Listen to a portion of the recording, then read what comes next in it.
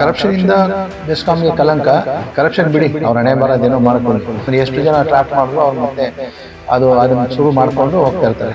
Violation ಇಂದ ಏನಾಗುತ್ತೆ, violation ಬೆಸ್ಕಾಂಗೆ ದೋಖ ಹಾಗೂ ನಷ್ಟ. ಲೋಕಾಯುಕ್ತದಲ್ಲಿ ಟ್ರ್ಯಾಪ್ ಮಾಡ್ತಾರೆ ಅಂದ್ರೆ ಅದಕ್ಕೆ ಕಾರಣಕರ್ತರು ಯಾರು? ಒಂದ್ ಟೈಮ್ ಮೀಟಿಂಗ್ ಮಾಡುವಾಗ 15 ಪಾಯಿಂಟ್ ತಂದಿರ್ತೀವಿ, ಅಲ್ಲಿ 15 ಪಾಯಿಂಟ್ 20 ಪಾಯಿಂಟ್ ಆಗಿದೆ. 15 ಪಾಯಿಂಟ್ ಒಂದು ಪಾಯಿಂಟ್ ನೀವು ಸಾಲ್ವ್ ಮಾಡಿರೋಣ.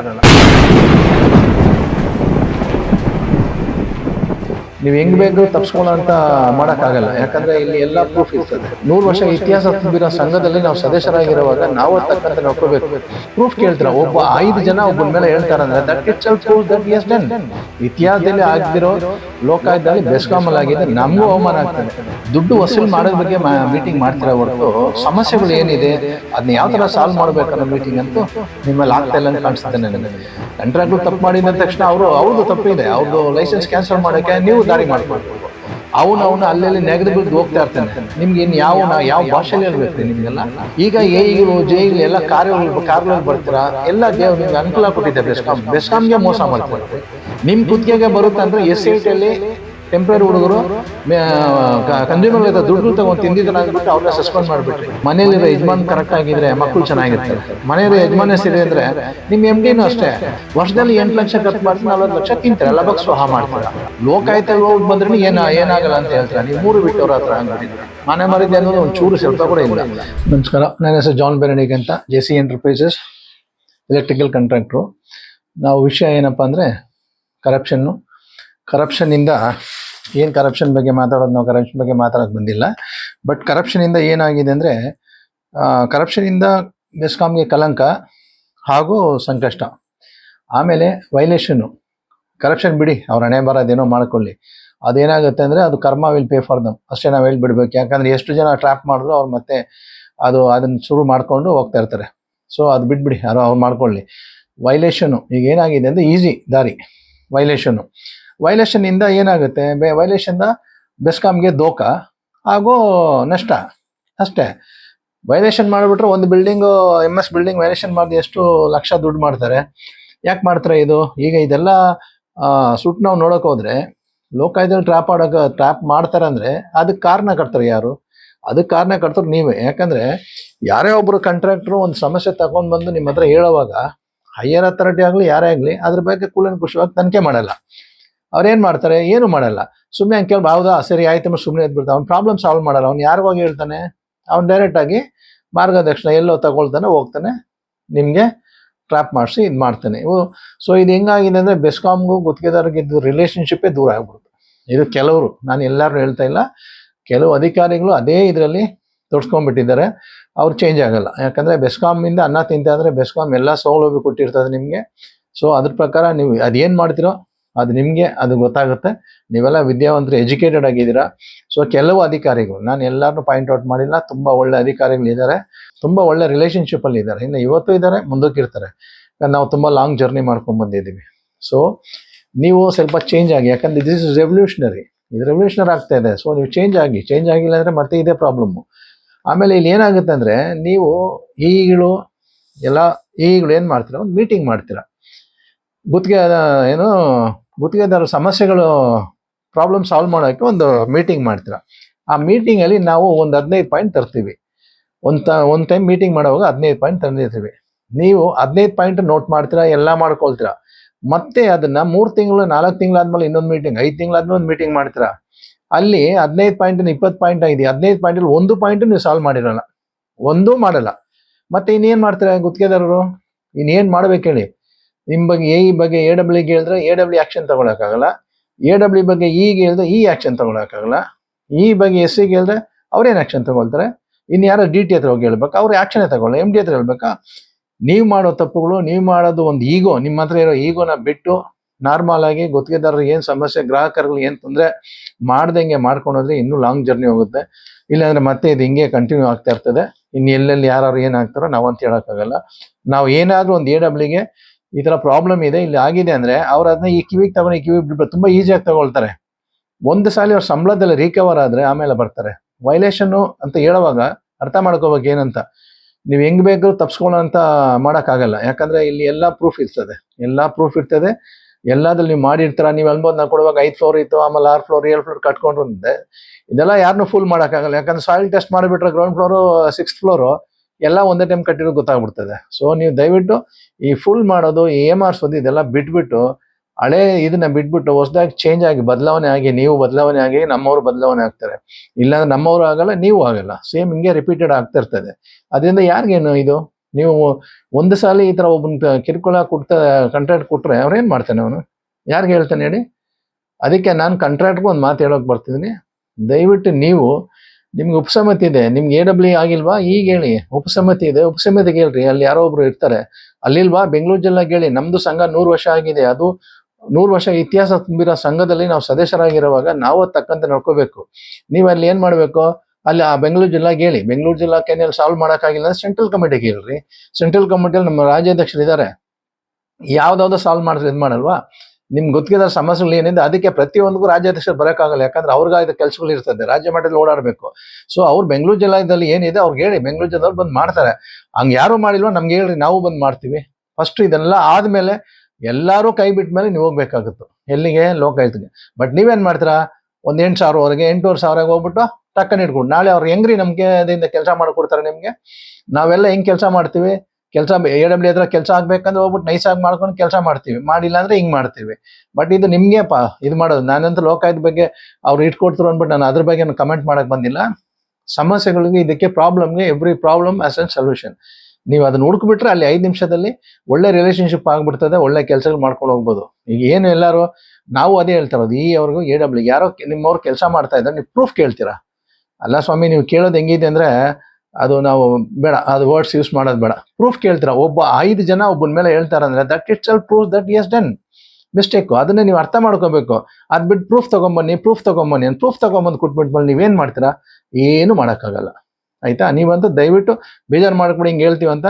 ನೀವು ಯಾರು ಯಾರ ಬಗ್ಗೆ ಆಕ್ಷನ್ ತಗೊಳ್ಳಲ್ಲ. ಅದರಿಂದನೇ ಈ ಲೋಕಾಯುಕ್ತ ದಾಳಿಗಳು ಜಾಸ್ತಿ ಆಗಿರೋದು. ಇತಿಹಾಸದಲ್ಲಿ ಆಗದಿರೋ ಲೋಕಾಯುಕ್ತ ದಾಳಿ ಬೆಸ್ಕಾಮಲ್ಲಿ ಆಗಿದೆ. ನಮಗೂ ಅವಮಾನ ಆಗ್ತದೆ. ನಮಗೂ ಯಾವ ಥರ ಯಾವ ಭಾಷೆಯಲ್ಲಿ ಹೇಳೋದು ಅರ್ಥ ಆಗಿಲ್ಲ. ಥ್ರೂಔಟ್ ವರ್ಲ್ಡ್ ಅಲ್ಲಿ ನೋಡ್ತಾ ಇದ್ದಾರೆ. BESCOM what is the company? ಏನು ಕಂಪನಿ ಅಂದ್ರೆ ಸಪ್ಲೈ ಕಂಪನಿ. ಬೇಕಾ ನಿಮ್ಗೆಲ್ಲ ಇದೆಲ್ಲ? ಬೆಸ್ಕಾಮ್ ಅನ್ನ ಕೊಟ್ಟಿದ್ದು, ಎಲ್ಲ ಕೊಟ್ಟಿದ್ದು, ಯಾಕೆ ಈ ಥರ ಮಾಡ್ತಾ ಇದ್ದೀರಾ? ಆಮೇಲೆ ನಿಮ್ಮ IR ಆಫೀಸರು ನೀವೇನಿದ್ರೆ ಈಗಲೂ ನೀವು ಇನ್ಸ್ಟ್ರಕ್ಷನ್ ಮಾಡಬೇಕು. ನಿಮ್ಮ ವೈಂಡಪ್ ಅಲ್ಲಿ ಇನ್ಸ್ಟ್ರಕ್ಷನ್ ಮಾಡಬೇಕು. ಏನೇನು ಕೆಲಸ ಯಾವ ಥರ ಮಾಡ್ತಾ ಇದ್ರೆ. ನೀವು ಪ್ರತಿ ಟೈಮ್ ಮೀಟಿಂಗ್ ಮಾಡ್ತೀರಾ, ಬರೀ ದುಡ್ಡು ವಸೂಲು ಮಾಡೋದ್ರ ಬಗ್ಗೆ ಮೀಟಿಂಗ್ ಮಾಡ್ತೀರಾ ಹೊರತು ಸಮಸ್ಯೆಗಳು ಏನಿದೆ ಅದನ್ನ ಯಾವ ಥರ ಸಾಲ್ವ್ ಮಾಡಬೇಕನ್ನೋ ಮೀಟಿಂಗ್ ಅಂತೂ ನಿಮ್ಮಲ್ಲಿ ಆಗ್ತಾ ಇಲ್ಲ ಅಂತ ಕಾಣಿಸುತ್ತೆ ನನಗೆ. ನನ್ನ ಒಂದು ಇದ್ರಿಗೆ ಹೇಳ್ತಾ ಇದ್ದೀನಿ. ಸೊ ದಯವಿಟ್ಟು ಪ್ರಾಬ್ಲಮ್ಸ್ ಎಲ್ಲೆಲ್ಲಿದೆ ಅಲ್ಲೆಲ್ಲಿ ಸಾಲ್ವ್ ಮಾಡಿ. ನೀವು ಒಬ್ಬ ಗುತ್ತಿಗೆದಾರ ಬಂದರೆ ಎಲ್ಲ ಪ್ರಾಬ್ಲಮ್ ಸೊಲ್ಯೂಷನ್ ಇದೆ. ಆಯಿತಾ? ನೀವು ಒಬ್ಬ ಗುತ್ತಿಗೆದಾರ ಬಂದ ಒಂದು ಪ್ರಾಬ್ಲಮ್ ಏನಂತ ಕೇಳಿ. ಆಯಿತಾ? ಆಮೇಲೆ ನಾವು ಹೇಳ್ತೀವಿ ಕೆಲಸ ಈ ಥರದಿಂದ ನಿಮ್ಮವ್ರು ಕೆಲಸ ಇಟ್ಕೊಂಡು ಮಾಡ್ತಾರೆ ಅಂದರೆ ನೀವು ಅದಕ್ಕೆ ಆ್ಯಕ್ಷನ್ ತಗೊಳ್ಳಿ. ನೀವೇನು ಹೇಳ್ತೀರಾ? ಕಾಂಟ್ರಾಕ್ಟ್ ಯಾರು ಸೀಲ್ ಮಾಡಿದ್ರು ಅವ್ರ ಮೇಲೆ ಅವ್ರದ್ದೇ ತಪ್ಪು, ಅವ್ರ ಆ್ಯಕ್ಷನ್ ನಾವು ತಗೊಳ್ತೀವಿ. ಈಗ ನೀವು ನಿಮ್ಮ ಪ್ರಿಟೆಂಡ್ ಮಾಡ್ಕೊಂಡ್ರೆ ನಮ್ಮನ್ನು ನಾವು ಪ್ರಿಟೆಂಡ್ ಮಾಡ್ಕೋಬೇಕಾಗುತ್ತಲ್ಲ. ಕಾಂಟ್ರಾಕ್ಟ್ಗಳು ತಪ್ಪು ಮಾಡಿದ ತಕ್ಷಣ ಅವ್ರದ್ದು ತಪ್ಪಿದೆ, ಅವ್ರದ್ದು ಲೈಸೆನ್ಸ್ ಕ್ಯಾನ್ಸಲ್ ಮಾಡೋಕ್ಕೆ ನೀವು ದಾರಿ ಮಾಡಿಕೊಡ್ಬೇಕು. ನೀವು ಅವ್ನು ಇಟ್ಕೊಂಡು ಒಬ್ಬೊಬ್ಬ ಕಾಂಟ್ರಾಕ್ಟ್ ಇಟ್ಕೊಂಡಿರ್ತಾನೆ. ಏನಕ್ಕೆ? ಅವ್ನ ಮನೆ ಕೆಲಸ ಮಾಡೋಕ್ಕೆ, ಅವ್ನದು ಫೈಲ್ ಮೂವ್ ಮಾಡೋಕ್ಕೆ. ಏನ್ರಿ ಇವೆಲ್ಲ? ನಿಮಗೆಲ್ಲ ಎಷ್ಟು ದುಡ್ಡು ತಿಂತೀರ ನೀವು? ತಿನ್ನೋಕ್ಕಾಗುತ್ತಾ? ಅವನು ಅಲ್ಲೆಲ್ಲಿ ನೆಗೆದು ಬಿದ್ದು ಹೋಗ್ತಾ ಇರ್ತಾನೆ. ನಿಮ್ಗೆ ಇನ್ನು ಯಾವ ಭಾಷೆಯಲ್ಲಿ ಹೇಳ್ಬೇಕ್ರಿ ನಿಮಗೆಲ್ಲ? ನಿಮ್ಗೆ ಸ್ವಲ್ಪ ಕೂಡ ಕಾಮನ್ ಸೆನ್ಸು, ಒಂದೇ ಸಲ ಲೈಫ್ ಬದುಕಿರೋದು. ನೀವು ಅಷ್ಟು ಜಲ್ದಿ ಮನೆ ಕಟ್ಕೊಂಡು ಕಾರ್ ತಗೊಂಡು ಅಲ್ಲಾರಿ ಹಿಂದೆ 88ರಿಂದ ನಾನು ಕೆಲಸ ಮಾಡ್ತಾ ಇದ್ದೀನಿ. ಆವಾಗಿಂದ ಈಗಲೆಲ್ಲ 2 ವೀಲರ್ ಬರ್ತಾ ಇದ್ರು, ಕೆಲವು ಟ್ರೈನಲ್ಲಿ ಬರ್ತದೆ, ಬಸ್ಸಲ್ಲಿ ಬರ್ತಾಯಿದ್ರು. ಈಗ ಗಳು ಜೆಗಳು ಎಲ್ಲ ಕಾರ್ಗಳಲ್ಲಿ ಬರ್ತೀರಾ. ಎಲ್ಲ ದೇವ್ರು ನಿಮ್ಗೆ ಅನುಕೂಲ ಕೊಟ್ಟಿದ್ದೆ. ಬೆಸ್ಕಾಮ್ಗೆ ಮೋಸ ಮಾಡ್ತೀರಲ್ರಿ. ಇನ್ನು ಯಾವ ಇದ್ರ ಬೆಸ್ಕಾಮ್ಗೆ ಆ ಥರ ಕಳಂಕ ತಂದುಬಿಟ್ರಲ್ಲ ರೀ ನೀವೆಲ್ಲ. ಎಲ್ಲ ಮಾಡ್ಕೊಂಡು ಬಂದಿರೋರು ನೀವೆಲ್ಲ. ಕೆಲವರು ಮೀಟರ್ ಇಟ್ಟಿಂದ ಜೈಗಳು ಹಾಕಿರೋದು ಅವ್ರು ಬಿಡಿ, ಅವ್ರ ಕಸುಬು ಹಂಗೆ ಇರ್ತದೆ. ಈಗ ನಮ್ಮ ಈಗಲಿಗೆ ನಾವು ಮೊನ್ನೆ ಮೀಟಿಂಗ್ ಮಾಡಿದ್ದೀರಾ? ಏನು ಮೀಟಿಂಗಿಂದ ಏನು ನಮ್ಗೆ ಆದಾಯ ಆಗಿದೆ? ಯಾವುದನ್ನ ಒಂದು ಪಾಯಿಂಟ್ ನೀವು ಸಾಲ್ವ್ ಮಾಡಿದ್ರಾ?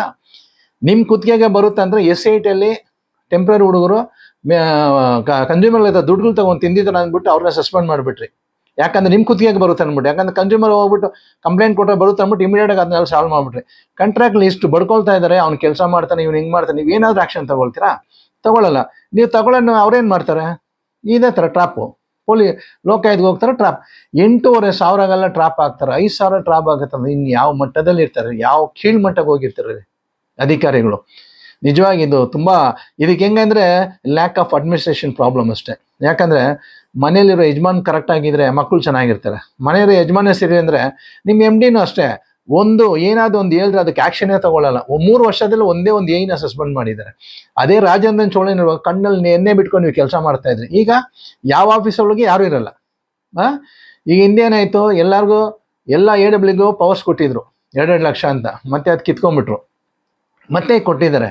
ಇದರಲ್ಲಿ ಏನು ಮಾಡ್ತೀರಾ ನೀವು AWಗಳಲ್ಲಿ?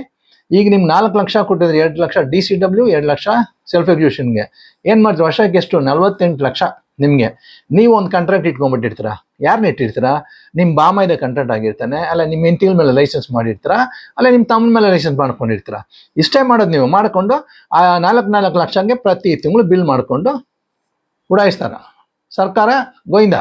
ಬೆಸ್ಕಾಂ ಕಂಪನಿಗೆ ಅಷ್ಟೇ ನುಕ್ಸಾನ್ ಆಲ್ರೆಡಿ ಮಾಡಿದ್ರ, ಇನ್ನು ನಿಮ್ಗೆ ಸಿಕ್ತು ಬಂಪರ್. ಇದು ಮಾಡ್ತಾನೆ, ಬಿಲ್ ಮಾಡಿ ಕೊಡು. ಅದಕ್ಕೆ ಒಂದು ಕಾಂಟ್ರಾಕ್ಟ್ ಇಡ್ತಾನೆ, ಒಂದು GST ನಂಬರ್ ಮಾಡೋಕೆ ಅವ್ನು ಬಿಲ್ ಕೊಡು ಅಷ್ಟೇ. ಎಲ್ಲಿ ಕೆಲಸ ಯಾವನೋಗಿ ನೋಡ್ತಾನೆ ಕೆಲಸ ಮಾಡೋಕ್ಕೆ? ವರ್ಷದಲ್ಲಿ 8 ಲಕ್ಷ ಖರ್ಚು ಮಾಡಿದ್ರೆ 40 ಲಕ್ಷ ತಿಂತೀರ, ಲಬಕ್ ಸ್ವಹ ಮಾಡ್ತೀರಾ. ಹೌದಾ? ಇದರಲ್ಲಿ ಪ್ರೂಫ್ ಬೇಕಂದ್ರೆ ಹಿಂದೆ ಕೊಟ್ಟಿದ್ರಲ್ಲ, ಅದರಲ್ಲಿ ಪ್ರತಿಯೊಂದು AW ಒಂದೊಂದು ಕಾಂಟ್ರಾಕ್ಟ್, ಒಂದೇ ಕಾಂಟ್ರಾಕ್ಟ್ಗೆ ಸೀಮಿತ, ಒಂದು ವರ್ಷ ಫುಲ್ ಒಂದೇ ಕಾಂಟ್ರಾಕ್ಟ್ ಕೊಡ್ತಾರೆ. ಅದು ಹೆಂಗ್ರಿ ಕೊಡೋಕ್ಕಾಗತ್ತೆ? ಯಾರು ಅವಾರ್ಡ್ ಇರ್ತಾರೆ ಎಲ್ಲರೂ ಕೊಡಿ, ನೀವು ಕೆಲಸ ನೋಡೋಣ ಕೊಡಲ್ಲ. ಅವ್ರಿಗೊಬ್ರಿಗೆ ಯಾರು ಕರೆಕ್ಟಾಗಿ ಅಡ್ಜಸ್ಟ್ ಮಾಡಿದ್ರೆ ಅವ್ರಿಗೆ ಮಾತ್ರ ಕೊಡ್ತಾರೆ. ನಾವು ಏನು ನೀವೆಲ್ಲ ತಿಳ್ಕೊಂಡ್ರೆ ಮೀಡಿಯಾದಲ್ಲಿ ಹೇಳಿದ್ರೆ ಏನು ಮಾಡೋಕ್ಕಾಗುತ್ತೆ? ನೀವು ಲೋಕಾಯುಕ್ತಲ್ಲಿ ಹೋಗ್ಬಿಟ್ಟು ಬಂದ್ರೆ ಏನಾಗಲ್ಲ ಅಂತ ಹೇಳ್ತೀರಾ? ನೀವು 3 ಬಿಟ್ಟವ್ರ ಹತ್ರ ಆಗ್ಬಿಟ್ಟಿದ್ದೀರಾ. ಮಾನ ಮರ್ಯಾದೆ ಅನ್ನೋದು ಒಂದು ಚೂರು ಸ್ವಲ್ಪ ಕೂಡ ಇಲ್ಲ. ನಮ್ಮ ಹೆಂಡತಿ ಮಕ್ಳು ಇದಾರಲ್ಲ, ಅವ್ರ ಫ್ಯೂಚರಲ್ಲಿ ಏನು ಕೊಡ್ತೀರಾ? ಮಕ್ಕಳಿಗೆ ಭವಿಷ್ಯ ಹೆಂಗಿದೆ ಇದೆಲ್ಲ ಬಗ್ಗೆ ಯೋಚನೆ ಮಾಡಲ್ಲ ನಿಮ್ಗೆ. ಯಾಕಂದ್ರೆ ಜೈಲ್ಗೆ ಹೋಗ್ತೀರಾ, it's just like going to park. ಜೈಲ್ಗೆ ಹೋಗ್ತೀರಾ, ಒಂದು ವಾರನ 10 ದಿವಸ 15 ದಿವಸ ಬೇಲ್ ತಗೊಂಡ್ಬರ್ತೀರಾ. ಅಲ್ಲ, ಸಮಾಜದಲ್ಲಿ ನಿಮಗೆ ಸಾಮಾನ್ಯ ಒಂದು ರೆಸ್ಪೆಕ್ಟೇ ಇಲ್ವಾ ನಿಮಗೆ? ಅಟ್ಲೀಸ್ಟ್ ಒಂದು ಚೂರು ಚುರುಕನ್ನಲ್ವಾ ನಿಮಗೆ? ಹಿಂಗೆಲ್ಲ ಆಗುತ್ತಲ್ಲ ಅಂತ. ಇದು ನಮಗಂತೂ ಒಂಥರ ಅಸಹ್ಯ ಆಗ್ತದೆ. ಈಗ AWಗಳಿಗೇನು ವೈಲೇಷನ್ ಮಾಡು, ಇಟ್ಕೋ ವೈಲೇಷನ್. ನಾನೇ ಖುದ್ದಾಗಿ ಹೇಳಿದ್ದೀನಿ ವೈಲೇಷನ್ ಆಗಿದೆ ಅಂತ ಹೇಳಿದ್ರೆ ಅವ್ರು ಕಿವಿಗ್ಲೆಲ್ಲ ಹಾಕ್ಕೊಳ್ಳಲ್ಲ. ನಿಮ್ಮ ಕೆಲವು AW ನಾನು ಹೇಳಿರೋ AWಗಳು ಕಿವಿಗೆ ಹಾಕ್ಕೊಳ್ಳಿಲ್ಲ. ಸೊ ಇದಕ್ಕೆ ಏನು ಮಾಡ್ತೀವಿ? ಪವರ್ನ ಡಿಸ್ಕನೆಕ್ಟ್. ಆಲ್ರೆಡಿ S6ನಲ್ಲಿ ಒಂದು ಪವರ್ ಡಿಸ್ಕನೆಕ್ಟ್ ಆಗಿ ಟ್ರಾನ್ಸ್ಫಾರ್ಮರ್ ಹಾಕಿದ್ದಾರೆ. ನೀವು ತಿಳ್ಕೊಂಡ್ರು ಕನ್ಸ್ಯೂಮರ್ಗೆ ಹೇಳ್ಬಿಟ್ಟು ಕನ್ಸ್ಯೂಮರ್ ಇವ್ರು ತೊಂದರೆ ಕೊಡ್ತಾರಂತ. ಕನ್ಸ್ಯೂಮರ್ ಹೇಳ್ತಾನೆ, ಬಾಯಿ ಬಿಡ್ತಾನೆ ಅವಾಗ, ಎಷ್ಟು ಲಕ್ಷ ಯಾರು ಕೊಟ್ಟಿದ್ದಾರೆ ಅಂದ್ಬಿಟ್ಟು. ಆಯ್ತಾ? ಯಾಕೆ ಇಂಥ ಕೆಲಸಗಳು ಮಾಡ್ತೀರಾ? ಯಾಕೆ ಮಾಡ್ತೀರಾ ಗೊತ್ತಿಲ್ಲ ನನಗೆ. ಜಲ್ದಿ ತಿನ್ಬಿಟ್ಟು ಜಲ್ದಿ ಮನೆ ಕಟ್ಕೊಂಡು ಬದುಕಬೇಕ್ರಿ ಚೆನ್ನಾಗಿ. ರಿಟೈರ್ಡ್ ಆಗೋ ಸ್ಟೇಜ್ವರೆಗೂ ಇರಬೇಕ್ರಿ. ಅರ್ಧಂಬರ್ಧದಲ್ಲಿ ಪ್ರಾಣ ಕಳ್ಕೊಂಡು ಜೈಲಿಗೆ ಹೋಗಿ ಮಾನ ಮರ್ಯಾದೆ ಬಿಟ್ಟು ಸಂಪಾದನೆ ಮಾಡೋದು ಏನಕ್ಕೆ ಬೇಕು? ಅಷ್ಟೇ. ನಾವು ಎಷ್ಟು ಮಾತಾಡೋದಷ್ಟೇ. ನೀವಂತೂ ಚೇಂಜ್ ಆಗಲ್ಲ. ದಯವಿಟ್ಟು ಚೇಂಜ್ ಆಗಿ. ಎಲ್ಲ ಈಸ್ಗೆ ನನ್ನ ಒಂದು ರಿಕ್ವೆಸ್ಟ್ ಅಷ್ಟೇ, ದಯವಿಟ್ಟು ಯಾವುದೇ ಮೀಟಿಂಗ್ ಮಾಡಿದ್ರೆ ಒಂದು 10 ಪಾಯಿಂಟ್ ಕೊಡ್ತಾರಂತ ಹೇಳಿ, 10 ಪಾಯಿಂಟಲ್ಲಿ ಅಟ್ಲೀಸ್ಟ್ 5 ಪಾಯಿಂಟ್ ನೆಕ್ಸ್ಟ್ ಮೀಟಿಂಗ್ ಅದು ಸಾಲ್ವ್ ಮಾಡಿ. ನೀವು ಏನೂ ಸಾಲ್ವ್ ಮಾಡಲ್ಲ, ಬರೀ ಪಾಯಿಂಟ್ ತಗೊಂಡ್ರೆ 10 AW ನಿಮ್ಮ ಸುತ್ತ ಕೂತಿರ್ತಾರೆ, AEಗಳು ಕೂತಿರ್ತಾರೆ, ಪಾಯಿಂಟ್ಸ್ ನೋಟ್ ಮಾಡಿರ್ತಾರೆ. What is the meaning? ಅದರಲ್ಲಿ ಎಷ್ಟು ಪಾಯಿಂಟ್ ನೀವು ಮೈನಸ್ ಮಾಡಿದ್ರೆ ಅಂತ ನೆಕ್ಸ್ಟ್ ಮೀಟಿಂಗಲ್ಲಿ ಹೇಳೋಕ್ಕಾಗತ್ತೆ ಹೇಳಿ? ನೀವು 10 ಪಾಯಿಂಟ್ ನಾವು ಕೊಟ್ಟಿದ್ರೆ ನೆಕ್ಸ್ಟ್ ಮೀಟಿಂಗಲ್ಲಿ ಇಟ್ ವಿಲ್ ಬಿ 15 ಪಾಯಿಂಟ್ಸ್. ಇನ್ನೂ ಅಡಿಷನಲ್ 5 ಪಾಯಿಂಟ್ ಬಂದಿರ್ತಾರೆ. 10 ಪಾಯಿಂಟೇ ಸಾಲ್ವ್ ಮಾಡಿರಲ್ಲ ನೀವು, ಅದರಲ್ಲಿ ಒಂದು ಸಾಲ್ವ್ ಮಾಡಿರಲ್ಲ. ನಿಮ್ಗೆ ಬೇಕಾದಿದ್ರೆ ಸಾಲ್ವ್ ಮಾಡ್ತೀರಾ, ಇಲ್ಲಾಂದ್ರೆ ಸಾಲ್ವ್ ಮಾಡಲ್ಲ. ಅದರಲ್ಲಿ 1 ಪಾಯಿಂಟ್ ಸಾಲ್ವ್ ಮಾಡಿರಲ್ಲ. ಸೊ ಅಗೇನ್ ನೆಕ್ಸ್ಟ್ 3ನೇ ತಿಂಗಳು 4 ತಿಂಗಳು ಬಂದರೆ ಮತ್ತೇನೊಂದು 5 ಪಾಯಿಂಟ್ ಸೇರಿರ್ತದೆ. ಸೊ ಟೋಟಲ್ 15 ಪಾಯಿಂಟ್ ಬರುತ್ತೆ. ಯಾವ ಸಾಲ್ವ್ ಮಾಡಿರ್ತೀರ? ನೀವು ಸಾಲ್ವ್ ಮಾಡಿಲ್ಲ ಅಂದರೆ ಇವ್ರು ಹೋಗ್ತಾರೆ ಅಲ್ಲಿಗೆ, ಇಲ್ಲಿ ಲೋಕಾಯುಕ್ತಗೆ. ಮನೆಗೆ ಅವ್ರು ರೆಡ್ ಕಾರ್ಪೆಟಾಗಿ ಕರೀತಾರೆ ಲೋಕಾಯುಕ್ತಗೆ. ಆಯಿತಾ? ಅಲ್ಲ, ಲೋಕಾಯುಕ್ತಗೆ ಬೇಜಾರಾಗಿ ನಿಮ್ಮನ್ನೆಲ್ಲ ಕರೆಸಿ ಮೀಟಿಂಗ್ ಮಾಡಿದ್ರೆ ಅಂದರೆ ಇನ್ನು ಯಾವ ಮಟ್ಟದಲ್ಲಿ ಇರ್ಬೇಕು ಹೇಳಿ? ಆಯಿತಾ? ಸೊ ಓಕೆ, ನಾನು ಇಲ್ಲಿಗೆ ಮುಗಿಸ್ತಾ ಇದ್ದೀನಿ. ದಯವಿಟ್ಟು ನಾನು ಹೇಳಿದ ಪಾಯಿಂಟ್ಸ್ನ ಸ್ವಲ್ಪ ಇಂಪಾರ್ಟೆನ್ಸ್ ಕೊಟ್ಟು ಅದಕ್ಕೆ ಒಂದು ಪ್ರಾಮುಖ್ಯತೆ ಕೊಟ್ಟು ಅದನ್ನು ಆ್ಯಕ್ಷನ್ ಮಾಡಿ. ಸುಮ್ಮನೆ ಪೇಪರಲ್ಲಿ ಇರೋದು ಬೇಡ. Let it comes to an action. Thank you. ನಮಸ್ಕಾರ.